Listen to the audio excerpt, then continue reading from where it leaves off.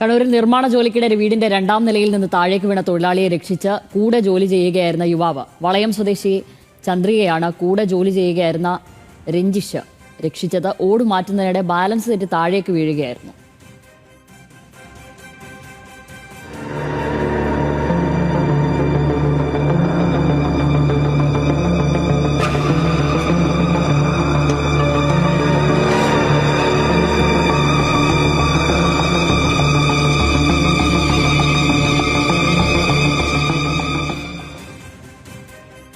നിഖിൽ വിവരങ്ങളുമായി ചേരുന്നു. നിഖിൽ, ആയുസിന്റെ ബലം എന്നൊക്കെ പറയില്ലേ, അതൊക്കെ ഇതാണല്ലോ. ദൃശ്യങ്ങളൊക്കെ കാണുമ്പോൾ അങ്ങനെയാണ് പറയാൻ തോന്നുന്നത്.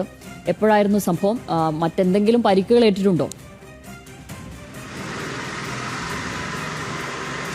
ശ്യാമിലി, ഏതായാലും ഇതിലേറ്റവും ആശ്വാസകരമായ കാര്യം വലിയ പരിക്കില്ല എന്നുള്ളതാണ്. നമുക്ക് ആ ദൃശ്യങ്ങളിൽ കാണാം. ആ ചന്ദ്രി മുകളിൽ നിന്ന് താഴേക്ക് വീഴുമ്പോൾ രഞ്ജിഷ് രണ്ട് കൈകളിലേക്കും അവരെ താങ്ങി നിർത്താൻ ശ്രമിക്കുന്നുണ്ട്. പക്ഷേ ആ വീഴുന്നത് താഴെ നിർത്തിയിട്ടിരിക്കുന്ന വാഹനത്തിലേക്കാണ്. ചെറിയ രീതിയിൽ തല ഇടിച്ചിട്ടുണ്ടായിരുന്നു. എന്നാൽ വലിയ പരിക്കൊന്നും ഇവർക്ക് ഏറ്റിട്ടില്ല എന്നുള്ളതാണ്. ശ്യാമിലി പറഞ്ഞതുപോലെ ദൈവത്തിൽ വിശ്വസിക്കുന്നവരാണെങ്കിൽ ദൈവത്തിന്റെ കരമെന്ന് വിളിക്കാം, അല്ലാത്തവർക്ക് വെറുതെ രക്ഷാകരമെന്ന് വിളിച്ചു പോകാം.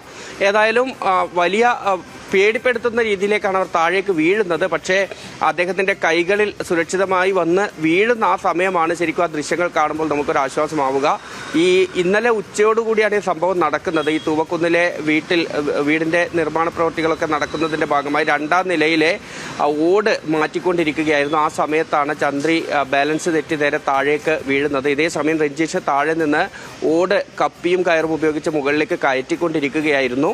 ആ ഒരു സമയത്ത് തോന്നിയ ആ ഒരു ഇടപെടാനുള്ള ശേഷി, അല്ലെങ്കിൽ ആ ഒരു ഇടപെടാനുള്ള തോന്നൽ തന്നെയാണ് ഏതായാലും വലിയൊരു അപകടം ഒഴിവാക്കിയതെന്ന ദൃശ്യങ്ങളിൽ നിന്ന് വ്യക്തവുമാണ്. ശരി നിഖിൽ.